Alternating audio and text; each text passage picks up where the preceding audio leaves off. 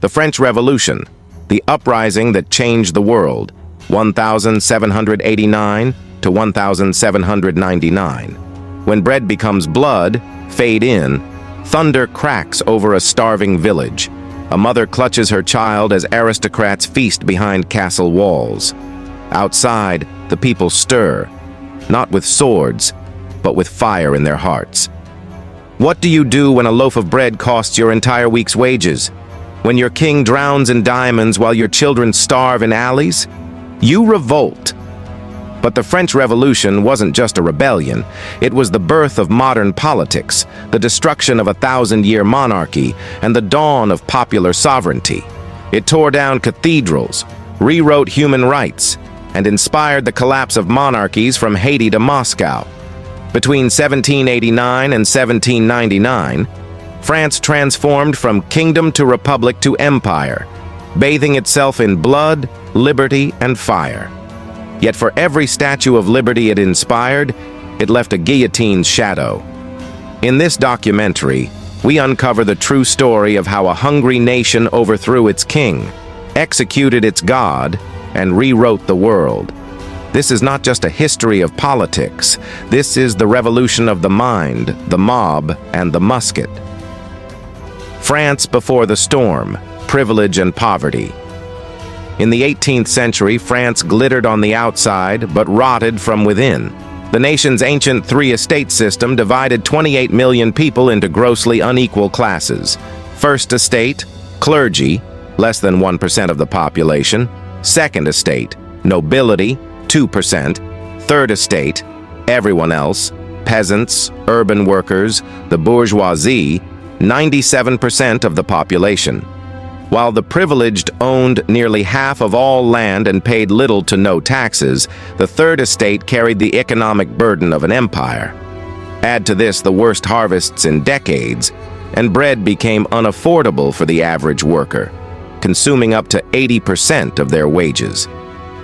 By 1788, France was bankrupt, thanks to Louis XVI's opulent spending and the massive debt racked up by supporting the American Revolution. Nearly half of the state's budget went to interest payments alone. With public anger rising and no political outlet available, the king was forced to do something unprecedented: summon the Estates General, a representative assembly not called since 1614. But instead of calming tensions, it lit the match. The intellectual fuel, the Enlightenment. The revolution was born not only from poverty, but from philosophy.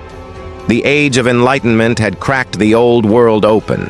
Writers like Voltaire, who ridiculed the church and monarchy, Rousseau, who proclaimed that sovereignty lies with the people, and Montesquieu, who argued for the separation of powers, gave revolutionaries the ideological tools they needed to justify rebellion. These radical ideas were not confined to bookshelves.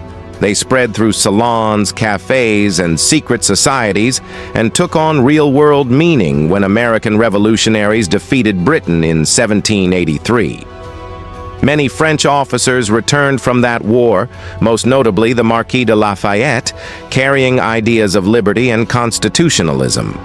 The people no longer just wanted food, they wanted freedom. From protest to revolution, 1789 to 1792. The Estates General and the National Assembly.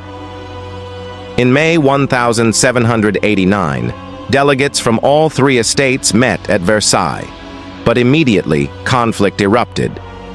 The Third Estate, which represented nearly the entire country, demanded voting by head, not by estate. When denied, they broke away and declared themselves the National Assembly, the true voice of the French people. Just days later, they were locked out of their meeting room. Undeterred, they gathered at an indoor tennis court and swore an oath. "We will not disband until France has a constitution." The tennis court oath marked the beginning of the end for absolute monarchy. The Bastille falls. On July 14, 1789, thousands of Parisians stormed the Bastille, a symbol of royal tyranny.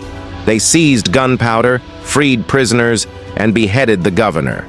It wasn't just a military act. It was a psychological earthquake. The king's authority shattered. Across the countryside, peasants burned manor houses, looted grain stores, and destroyed tax records in what became known as the Great Fear. The rights of man. In August, the Assembly abolished feudalism and declared the Declaration of the Rights of Man and of the Citizen.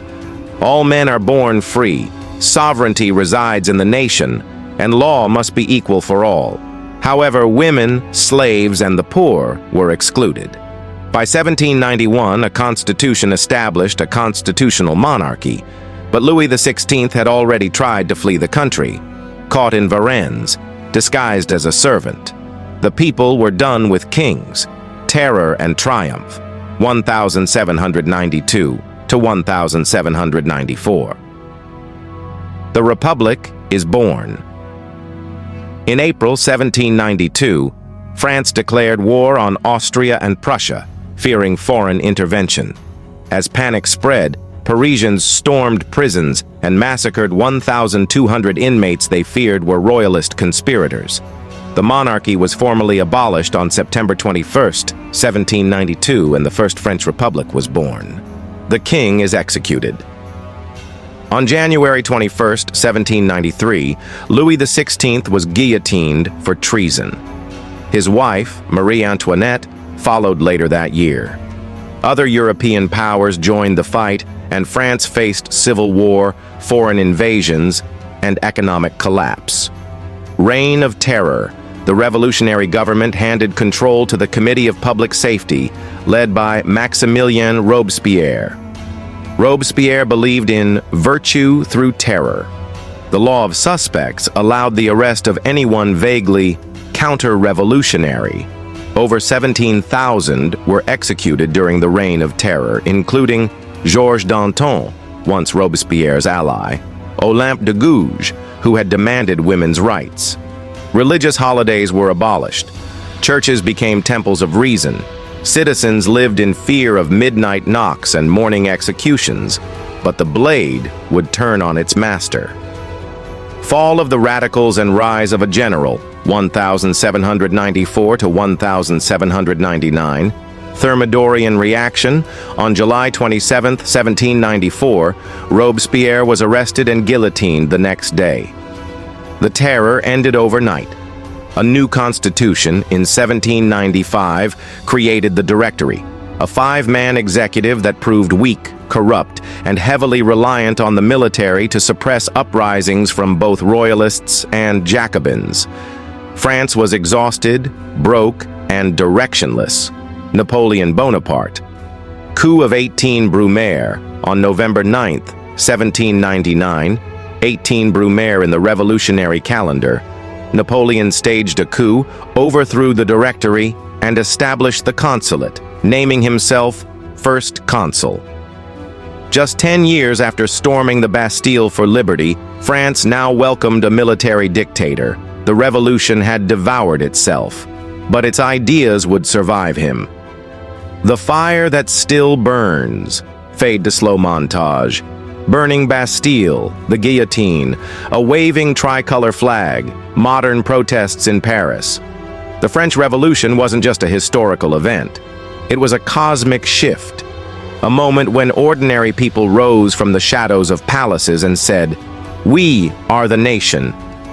It replaced kings with constitutions, priests with principles, and fear with freedom, only to become its own executioner. As Georges Danton said before the blade fell, the revolution devours its children. But it also gave birth to the modern world, where the right to vote, to protest, to speak, and to dream are seen not as privileges, but as birthrights.